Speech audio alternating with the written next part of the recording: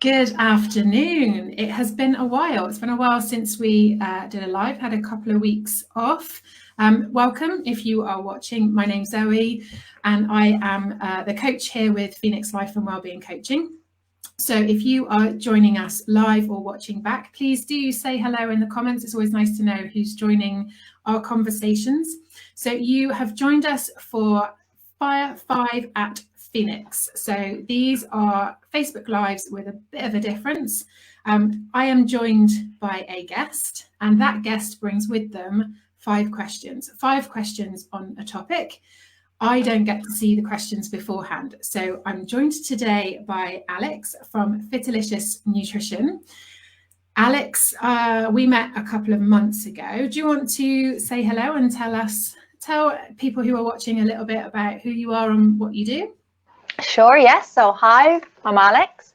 I'm a weight loss practitioner and a founder of Fitalicious Nutrition. So my job is to help people improve their overall health, and I'm doing it by looking at their diet, their lifestyle, current habits. Also, my programs are designed to educate people in evidence-based nutrition, is to equip people with tools to take away with them and use them in everyday lives, and also to empower them to make better choices for themselves. So that's a very high-level introduction to me, I guess. That's great. And I love the name Fitalicious Nutrition. Fitalicious, where did that come from? Do you know, I had this idea, it was before I even set up the business, that one day, if I ever have a business in nutrition or fitness, the name just sort of popped to me probably like a year or maybe 2 years before I actually set up the business. So then when I actually got the idea of setting up the business, I thought, I already have the perfect name. Awesome. I love it. Yeah. It's a really catchy name to it. So we will, I will pop your details of where people can find you on the different social media platforms. I'll pop those into the comments after. So our topic for Phoenix this month is rest and sleep. It's actually the topic on Thrive as well this week. So lots of talking, lots of conversations about rest and sleep at the moment. But have you got 5 questions for me? I do. Do you want me to start? Yeah, I'm ready when you are. So the first question is, it's quite a long one. So during your training years, I can imagine that your training was very intense, which can put stress on the body. So how did you ensure that you were getting enough quality rest after and in between training sessions? And what impact did it have, if any, on your recovery? Yeah, it was so important getting enough sleep and that recovery time. It's actually habits that I've kept. Oh, really? Not quite as strict with it now because I don't need to be. But certainly when I was training, the rest and recovery was really important.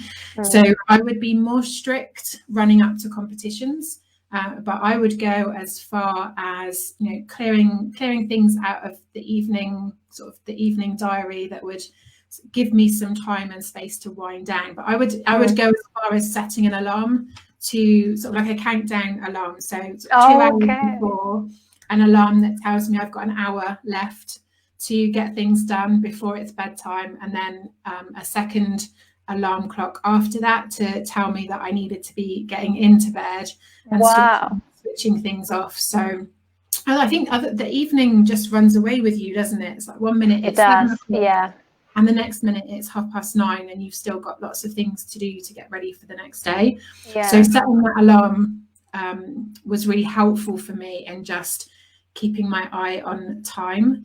So is this what you kept? Is that the habit that you kept? I don't keep an alarm clock now. Not that one. Because the routine, I wasn't doing this full time then, so I was doing a Monday to Friday job, so I wasn't working into the evening, so that made it a bit easier. But what I did also do was put a do not disturb on my phone, so that at 9 o'clock it would stop any notifications coming through, and I would try and keep the phone in a different room, although I'm wasn't ever too successful at that. But what I would do was turn all of the notifications off on the do not disturb. And that is something that I have kept going. It's at 10 now rather than at 9, purely because quite often I work until 9 o'clock, and so sometimes those conversations are still going after that wrap up. But the do not disturb function on phones is brilliant for that, and sometimes I use it during the day to switch off, but putting it on in the evening, it stops those conversations starting late at night, but also stops that draw into your phone to platforms when really you shouldn't be on the screen to give yourself time to wind down. So that's definitely something that I've kept. I think that was probably the two main things that I did, but sleep was just really, really important. And you could always tell, I mean, certainly strong women and strength training is very, very heavy on your central nervous system. So yeah, exactly. I can imagine. Any of those sessions, you might not build up a huge sweat during the session, but about an hour after, it's just almost completely wipes you out. So the rest and recovery was really important. I would take zinc and magnesium to help with recovery, and that helps with the deep sleep as well. Yeah, I take that too usually. The magnesium definitely before I go to sleep. So zinc and magnesium helped, and then things just kind of, run up to competition, you're more focused on what you're eating anyway, but certainly those sort of nutrient dense foods that have got the sort of natural minerals in there to help would increase those, or sort of increase vitamins to make sure that the levels were up. So make sure your body recovers really well. A real mix of things, but probably the do not disturb is the main habit I've kept, just because I think it's a good habit to get into, of coming phone into the evening. So definitely, my phone is usually on silence, to be honest, pretty much most of the day, and I even turn off the vibration, so it doesn't. I'd rather not. No, when I want to check my phone, I'll check my phone. I don't need the notification to be. Mine's the same. Mine's on silent. I don't like the vibrate. I certainly don't like ringtones, but mine's on silent most of the time. And notifications for pretty much everything are off. So I go in and check. The work ones not so much, but certainly social media platforms, they're either not on my phone at all, or the notifications are off, so that I check it when I want time to check it, rather than when your phone tells you to. No, that's a very good one. Were those habits something that you came up with, or was it an advice from your coach? Or they were probably things that I had learned about, because I was studying nutrition and things like rest and recovery and sort of lifestyle well-being at that time. So they tended to be things that I'd picked up along the way, or just from other people who were competing, sharing ideas and sharing things that worked for other people as well, rather than sort of an advice or plan that was given to me. Okay, very interesting. Thank you very much. You're welcome. You ready for question number 2? I am. Okay, so some days require more energy than others, especially when we have a long day of client sessions, presentations, or meetings. In preparation for those days, do you tweak your bedtime routine the night before to make sure you feel rested and focused the next day? So I'm very fortunate in that I get to not really have to set an alarm clock, and not really have to set a sort of particular routine, which is probably the routine in itself, I guess. So I don't set an alarm clock for the morning. I naturally wake up about 6:30, 7, although this morning was 8.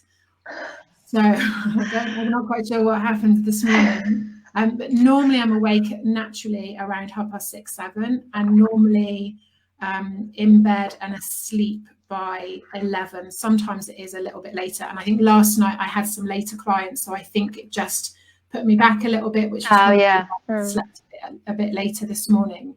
So I tend to structure my days that I don't have clients until sort of 9 o'clock onwards.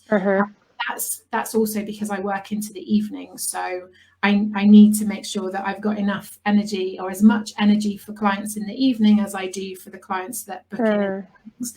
So I don't set an alarm clock, so I tend to sleep and wake up as my body needs it. I mean, sometimes there's external influences, isn't there, of noise or weather or things like that, but most of the time I'm on a fairly regular cycle in terms of what time I go to sleep and what time I wake up.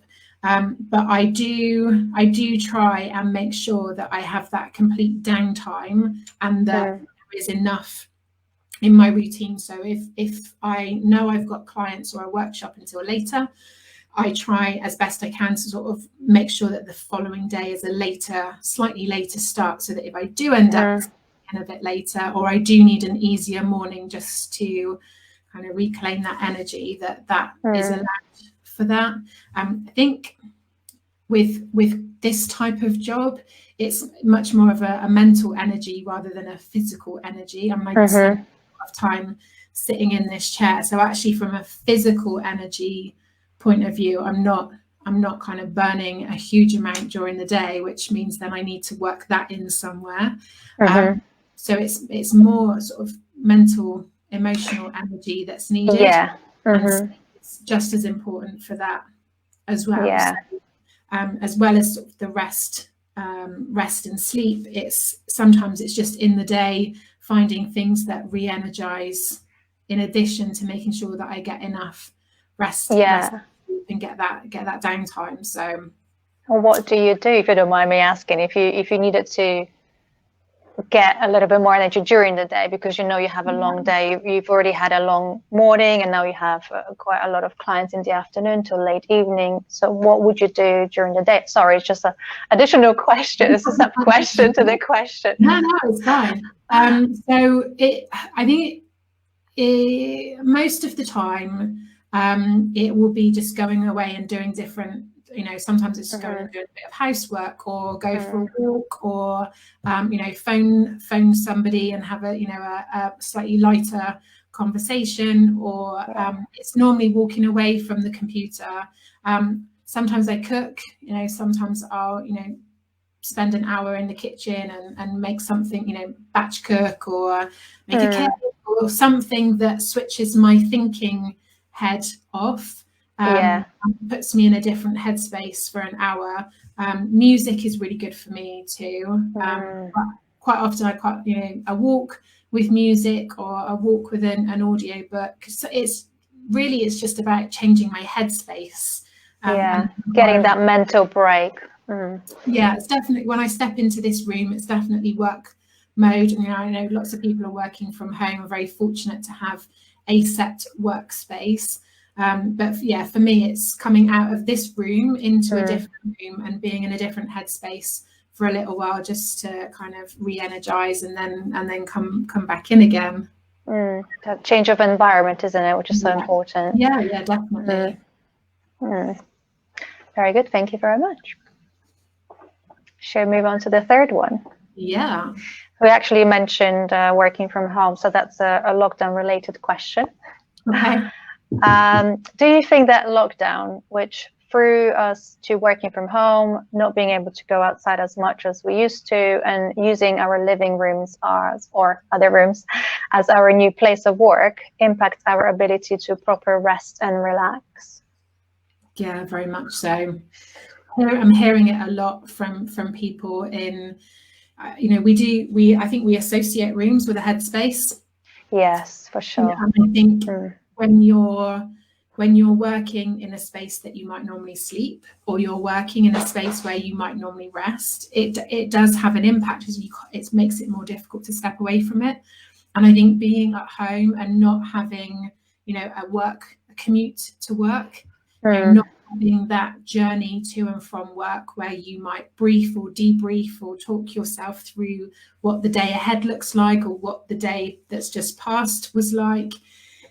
I think it's really difficult, and I think especially when, you know, this has come up a couple of times in different conversations about different things, but I think even, you know, for people who are homeschooling, everything just kind of went into one big melting pot. So it was very difficult for people to change their physical space, but also just to change their mental, emotional headspaces as well.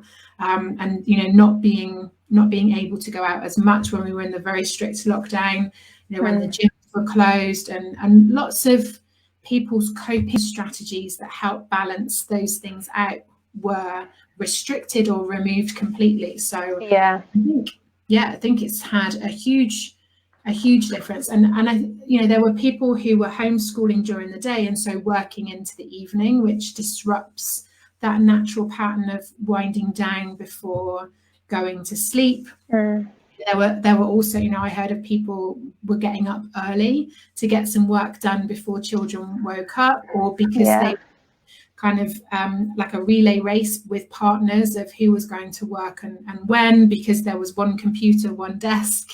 So it was, you know, some people were, you know, doing that to try and make things work. So I think, I think also less activity means that you're going to bed still with quite a lot of energy. Exactly. Yeah.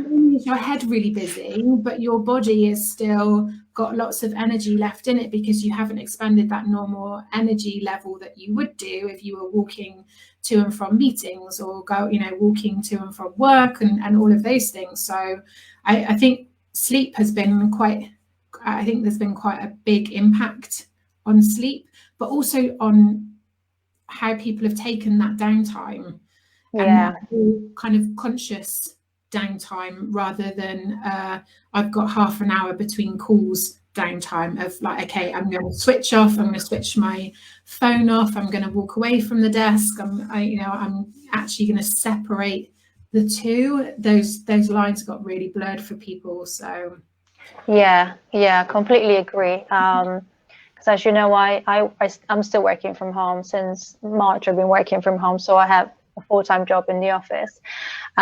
Same with my partner, he also works from home. And yes, I'm working from the bedroom. I have my desk in the bedroom, which isn't great. My partner usually works in the living room, which again isn't really great. So for me, I struggle with doing some creative work by sitting by the same desk that I do my other office work. So what I've started doing now, we have a little spare bedroom with a little desk there, not big enough for two screens, but it's big enough for my personal laptop where I can actually sit down and do some creative work, because it's completely different energy in the room. I don't feel like I'm actually working, and my brain works completely differently in that room. I did work in the living room as well for quite a while, but again, because that is the room that I relax in, I didn't like it. What I tend to do now, when I finish work, I switch my laptop off and I put it away so I can't see it, because I feel like when it's there and it's staring at you, you can't fully relax because you're really thinking about your day tomorrow, or if you did everything that you had to do today, and you can't fully relax. So I just started putting it away where I can't see it. I think definitely our environment has a huge impact on how we feel. So environment impacts that, our physical state. So even just where you're sitting and how you're sitting. I would be the first to admit, sometimes, if I haven't got any clients until the afternoon, sometimes it's quite nice to sit in bed in the morning with the laptop and the coffee and just clear off bits and pieces. Now, before lockdown, I didn't think twice about that, because it wasn't really so much of an issue, because I would get up, I would, I'd get washed and dressed, I might go out for a bit and I'd come back. But when lockdown happened, and I thought actually this could be a bit of a slippery slope in spending lots of time in there. So I have been more strict about up, washed, showered, dressed at the desk, and leaving everything in here, more so in lockdown. But even just the act of shutting the laptop and shutting things down and putting it all away, it just makes that connection, doesn't it, of this is closed, this is finished, and moving into a different space makes all of the difference. But you look at the advice, Matthew Walker on his book about sleep, he talks about you shouldn't have other activities in the bedroom, you shouldn't read, you shouldn't watch TV, and you shouldn't work in your sleep space. Your brain needs to connect that this is the space where I sleep. So he goes as far as saying, if you wake up in the night and you can't go back to sleep, to move to a different room and read or do something that helps you to relax until you feel sleepy, and then go back to bed. That's right. Working in these spaces can make a big difference. So anything that we can do that helps send that message to the brain of this work is now finished, and now we're moving into a rest space or a comfortable space, relaxation space, can make a big difference. I talk to quite a lot of people about that, whether home and work is an on-off switch or more of that sort of dial. And I think a lot of people have kind of half on, half off. And I think as much as we can, and I know it's not possible logistically for everybody, but for as much as we can, to say, right, work is now switched off, family, personal life is now switched on. And really create a routine and some boundaries about that is really important, because it's those boundaries, isn't it, of people answering emails, and if you send an email, somebody on the other end feels that they need to reply to it, and then people, you only answer one call and it sends the message that you're happy to take calls into the evening. So setting those boundaries of I'm now in work mode and I'm now in home mode is really important. But are we working from home or are we at home working? This isn't going to change anytime soon for a lot of people. So if boundaries aren't in place now, it's a good opportunity to just sit down and say, right, what, like you've done, okay, what's working, we'll do that. What's not working that we might be able to do, or try something different to see if that helps. Yeah, that's it. I think that was a good time to reflect, because I think at the beginning of lockdown, everybody thought, this is temporary, I'll be back to work soon, I'll be back in the office or whatever else. But now, because we were told that possibly the situation is going to stay as it is for the next 6 months, if not longer, maybe shorter, who knows. Now is probably a good time to sit down and reflect and look back at the last 6 months. Like you said, what worked, what didn't work, what can I change to help me in the next 6 months, to survive it, or to make it better for myself, and set the boundaries, and perhaps have the conversation with your boss if you need to, or speak to your partner if you need to.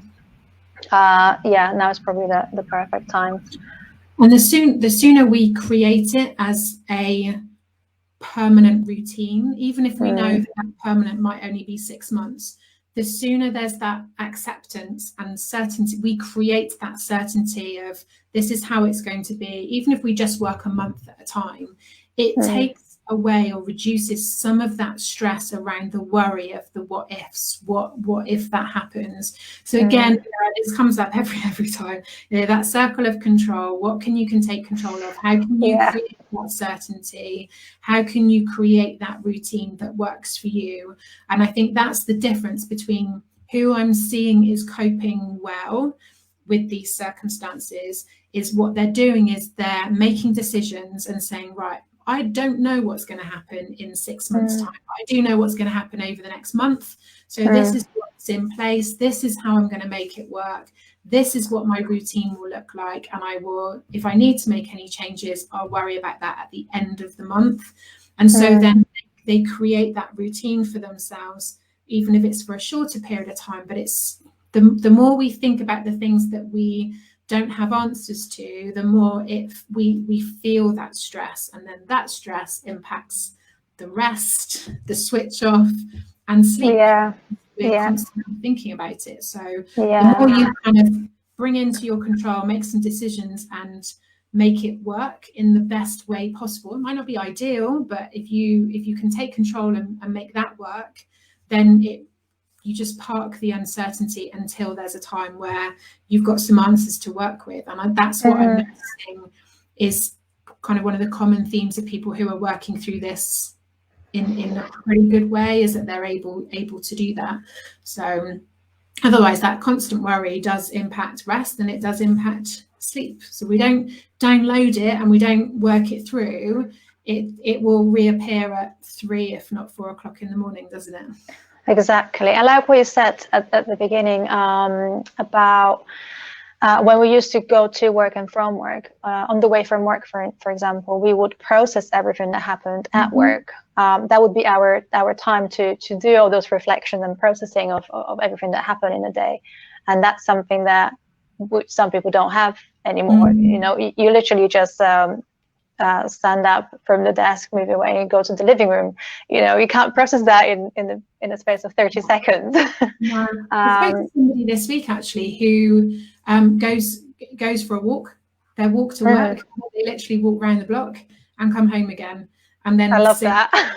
They switch that on, and then at the end of the day, they walk around the block and they come back. So they close everything down, walk around the block, and then come back in as if was that, honey, I'm home. It's like, yeah, you were minutes ago. But it's that whole, it's activating that mental switch on of switching off and switching into a different state. And I think even if we force that, or we force something that looks and feels like, can really help.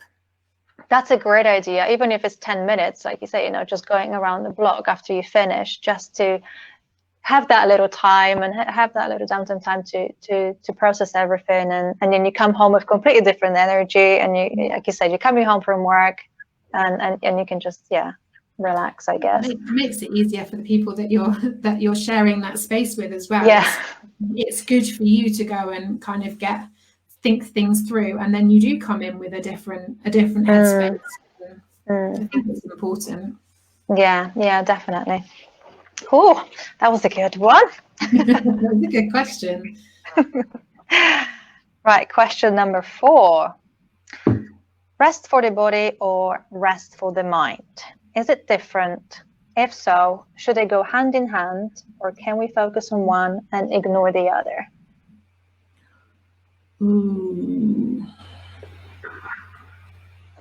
Don't know if you can ignore one or the other. My initial response would be they go hand in hand, but I think they are a bit different.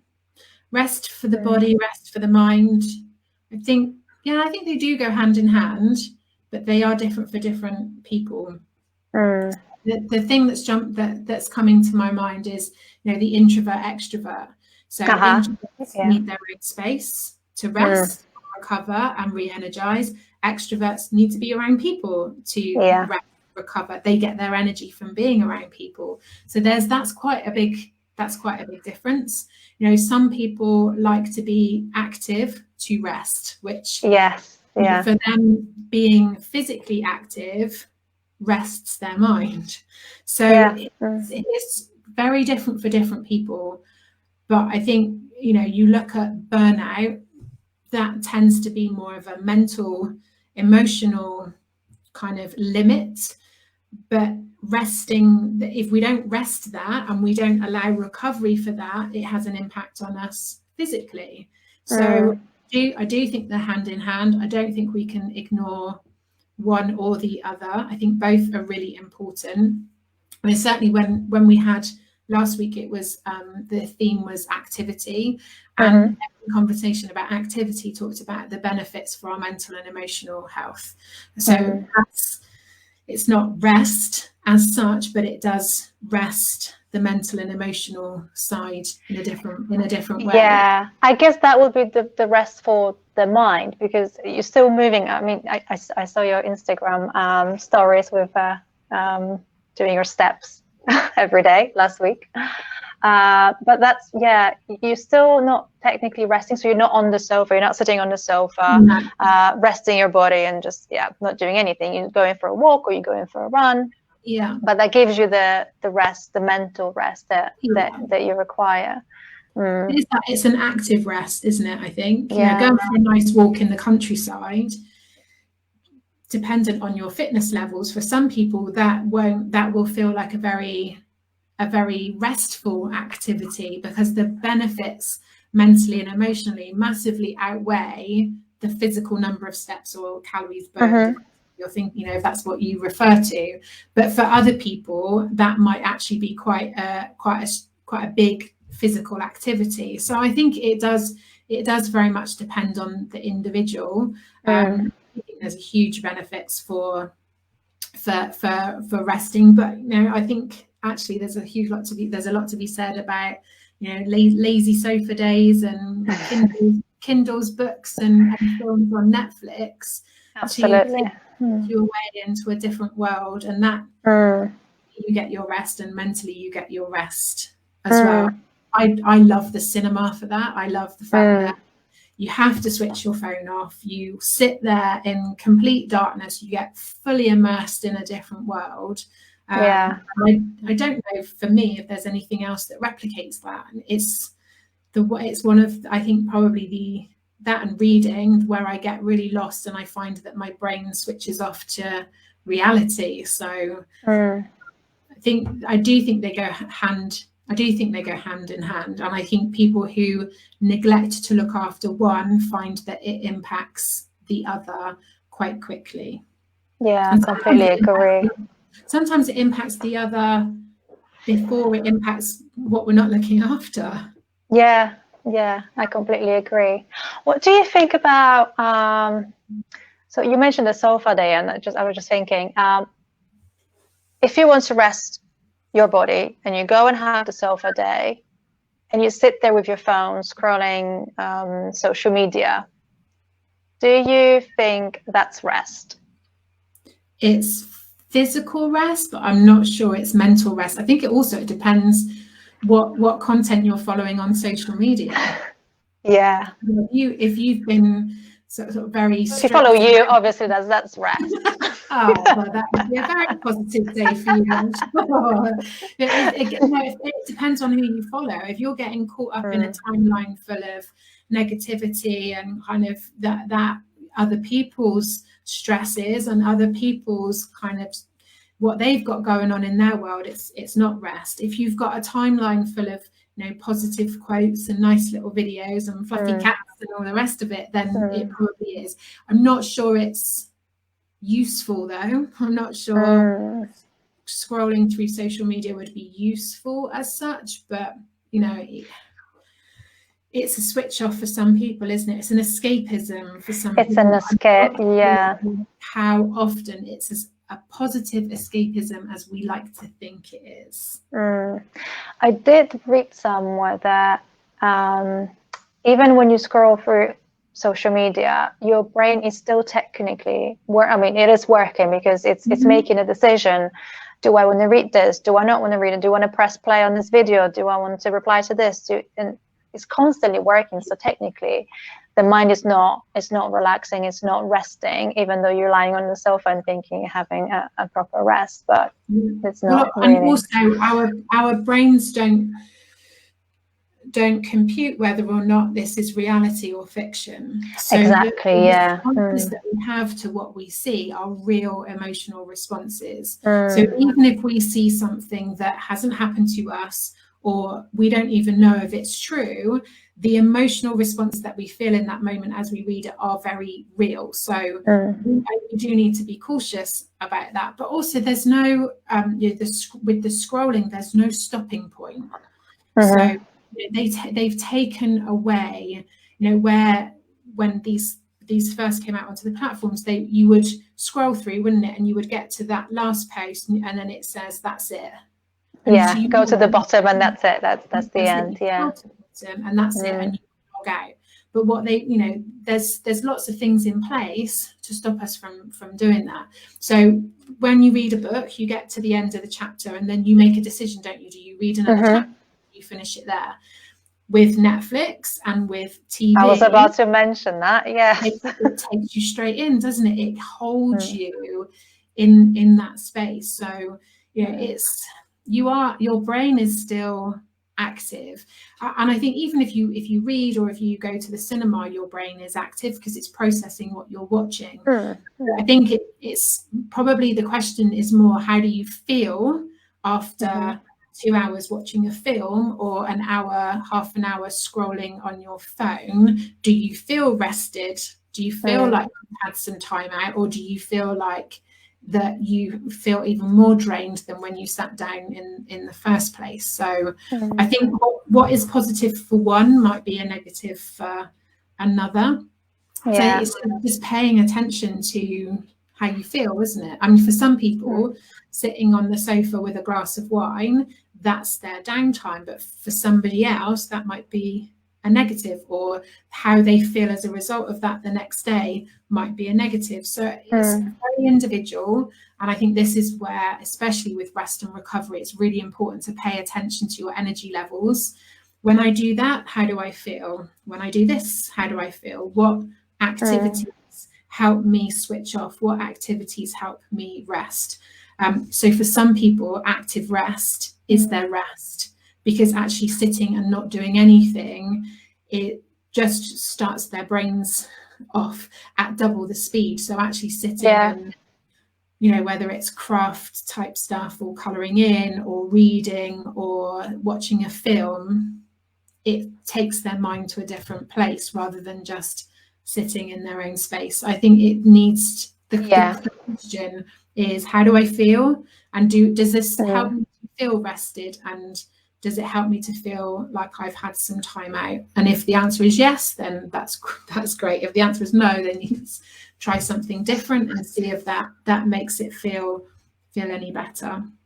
Yeah, that's it. I think it's testing, like you say. It's just testing what works for you, what doesn't. Because like you said, everyone is different, and what works for one person might not work for you. So it's just finding that activity or non-activity that actually helps you. Definitely. Yeah. Thank you very much. Yeah. Moving on to the final question. What would you say we can all do more of or less of to help us sleep better at night? Ooh, more or less of? I think for most people it's that couple of hours before they get into bed. That seems to be the biggest. I mean, there's so many things, aren't there, that impact sleep, and there's so many things that we could do differently that might help improve it. But again, this is not a one size fits all. So there's a huge list, isn't there, of things that you could do differently. But if your sleep is pretty good, if it ain't broke, why try and fix it and do something different? But I do think that most of us would benefit from being more conscious. So I guess the more is being more conscious of what we do in those last couple of hours before we sleep, and probably less digital time before we sleep. I think that's the big one. But I think less digital time for a lot of us at any time. I'm trying to be more conscious of how much time I spend. I've taken apps off of my phone so that when I'm logged onto the laptop to check certain things, notifications off.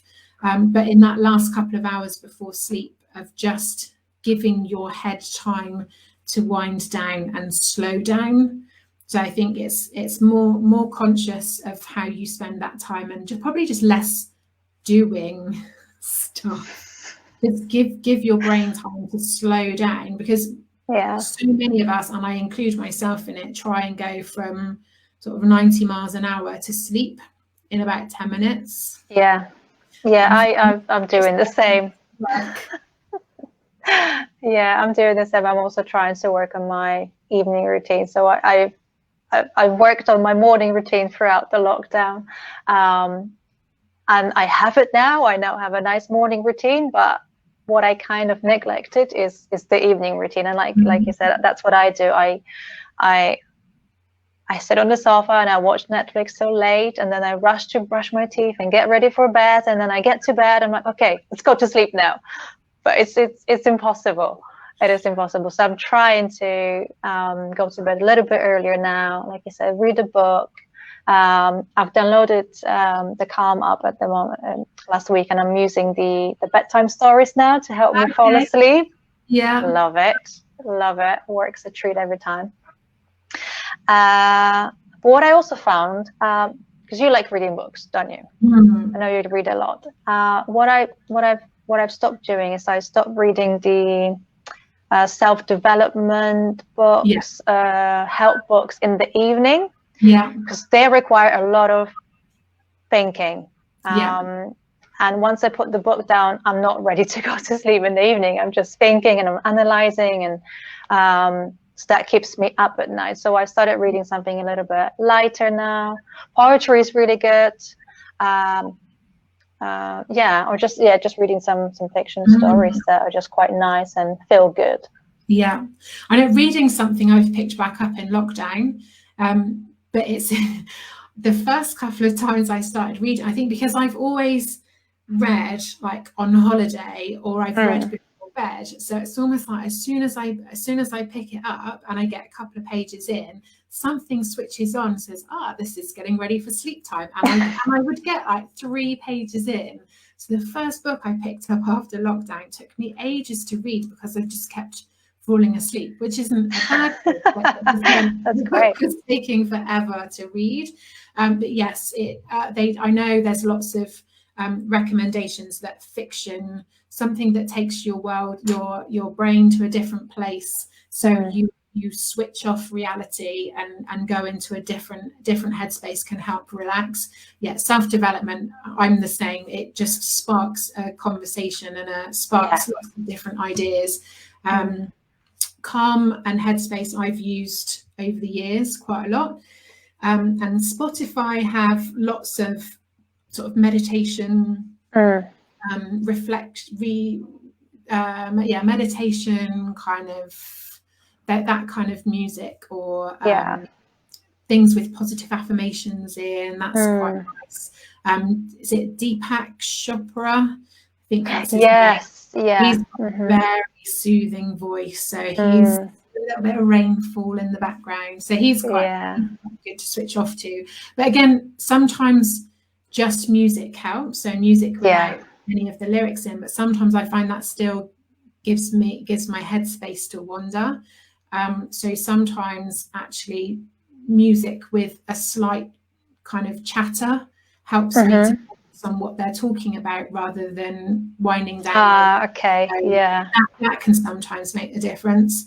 Sometimes it's just breathing and counting down from a high number is just enough to switch from thinking. But that I'd find that I'm thinking about something and I've forgotten what number I got to when I wandered.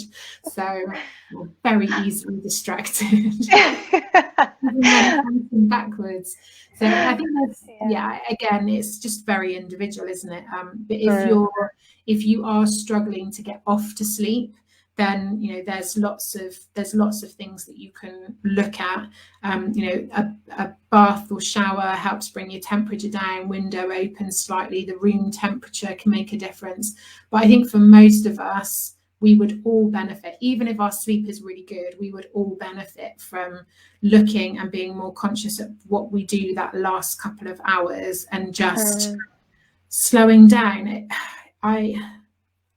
In my head, I'm seeing the picture of it's the difference between an emergency stop when your head hits the pillow, or that braking distance of just slowing down, a slightly more gentle stop at the end of the day. Because most of us, we're people are busy and there's lots of rushing around and trying to get things done during the day, that actually we can give ourselves permission to have an hour or two in the evening where we slow down a little bit, and it makes us a bit smarter with our time during the day as well, because we don't have that time in the evening, or we don't allow that time in the evening to be doing that stuff. So definitely, I agree. I find that people work late, then they finish work, day, they rush to go to the shop, get some food, quickly cook dinner. They've got that limited time in the evening, so they try to put everything in the space of 2-3 hours, and then, you know, watch a movie or watch a Netflix series or something, squeeze that in as well, and then all of a sudden it's bedtime, and you didn't have time to, you know, again, just process everything, just slow down, and to actually fall asleep feeling calm and relaxed. What I was going to ask you about, somebody, when I was preparing the questions, I had a conversation with some people, and one person said, can you ask how to fall asleep, or how to fall asleep after you've waken up at night? But I think is that mind constantly working, and perhaps it's just stress, work stress or something like that. What do you think about writing things down in a little notebook or something next to the bed?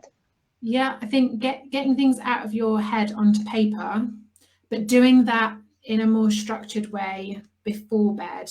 And again, this is your walk around the block, debriefing, processing. So if we don't give ourselves time to do it during the day, our brain will decide to do it when it slows down enough to be able to work it all the way through. So we have to make time to be able to do that. If you, you know, for waking up in the night, if it is something in particular, writing it down and then closing the book, just again, the action of closing the book. Say, right, I've written it down, I will think about it tomorrow, that's closed, I can now go back to sleep. And then breathing can make a really big difference in just relaxing. So you've got the square breathing, square breathing, where you breathe in, hold at the top, and breathe out. You breathe out for longer than you've breathed in, so you empty your lungs so that the next breath can be deeper. And then I picture, so this is how I do it. So this may not work for everybody, but this is what I do. So I picture, so if I'm lying in bed, I picture that the breath in is coming up through my feet, and then I breathe in and imagine it traveling up through my body. Okay. And when it gets to the top, I hold onto it for like a count of 2 or 3, and then I breathe out. And as I breathe out through my mouth or nose, I visualize that the stress and any tension is leaving my body as I breathe out. But as I'm breathing out, I picture, so it's almost like the breath has come in through one side, comes up. So as I breathe out, I try and almost picture that breath out, that's all of the stress and tension, worries, everything else is leaving my body. And then as I'm breathing out, I almost run how I feel. I run my sort of trying to take notice of how I feel as I breathe out.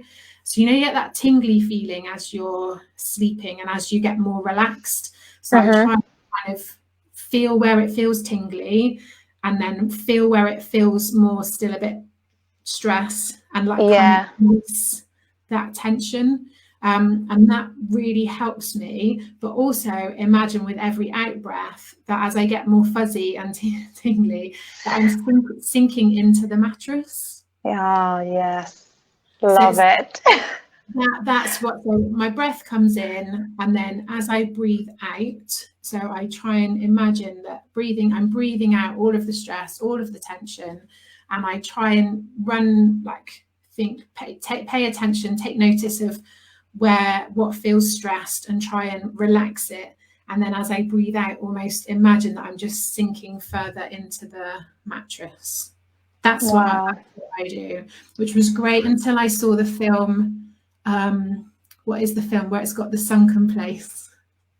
And then it freaked me out a little bit, and I had to rethink. I can't remember which film it is. There's a film where it's like a hypnotherapy, but he sinks into a different world. Oh, I don't know. I don't know if I've seen it. You need to share it. It will come back to me later on. But I try and imagine that I'm just all kind of warm and fuzzy and just sinking into my mattress, and then that's normally enough to switch it back on. Breath is so powerful, isn't it? Derek's just commented it's awesome visualization, and Yeah. a lot in meditation and yoga. So I think for me, there's a fuzzy feeling, isn't there, just before you go to sleep. So I try and just feel that feeling before I feel it, if that makes sense. I visualize what that feels like. I try and imagine what that feels like, and then notice where I do feel it, and notice where I don't feel it, and try and like make it spread. Yeah, like, I can feel it here, and just acknowledging it, isn't it? So we're just acknowledging it and working through it. Just slowing down your breathing can make a big difference. For some people, putting your hand over your heart so you can feel your heartbeat slow down can also really help. I did a meditation once, and it was very similar to what you described, but it was, instead of having that sort of air coming through your body from your feet, it was like a warm light going through your body. It was like a warm yellow light going through your body. You can feel it warming you up, and it's going through your lungs. And then when you breathe out, like you said, just bringing out all the stress and negativity and anything that is quite heavy and it's sitting there. And that breath, it's kind of like a gray matter, like it's just coming out as like kind of it's just that all the toxins coming out, isn't it? Just clearing your body from all of it, and just breathing it out and letting it go. I do think it can make a huge difference. The other thing I like to imagine is, you know, when you lie on the deck chair on holiday, so you're naturally quite relaxed anyway, and then when you lie there and you can feel the sun and the sun, that sometimes helps. And then I try and imagine that I can hear the sea. Oh yes, that's the one that helps me. I think it's having those slow waves coming in, and that just puts me to sleep. Which is I think sometimes that's almost better than the reality of lying on the beach with screaming children and seagulls and the other things that bring you back to reality quite quickly. It's just laying down on a private beach by yourself. And you can be there within seconds. Well, visualization, you can go anywhere you want to go to. That's the bonus. So you can make it however you want to. But that's how I do it. That's thankfully it doesn't happen too often. When I notice when it does happen is when I haven't given myself space during the day to write things down, think things through, and work it through. So it's my reminder that I need to look at where my space is in the day to give myself some thinking time and time out. Yeah, I think that's really important, especially and now with working from home and not having that time where we used to walk to work and from work, and just finding, even if it's 10 minutes a day, just to have some downtime time and just to process everything, for sure. Makes a great tip. Thank you for great questions too. Thank you for answering them. Thank you so much. I appreciate you coming in. So we've got I'm trying to think now, there's we've got another one on rest and sleep. So it'd be interesting to see what other questions come up and what conversation that brings. But thank you so much for your time. No, it was a pleasure. Thank you for having me. Thank you for your great questions. And thank you to Derek and Jane and others who have been watching and commenting. And this will go out on IGTV, YouTube, and LinkedIn. But we'll put your details in as well, so people can come and follow your pages and find out more about you and what you do. But thank you so much. Thank you, Zoe. Thank you for those that are watching, and we'll see you all very soon.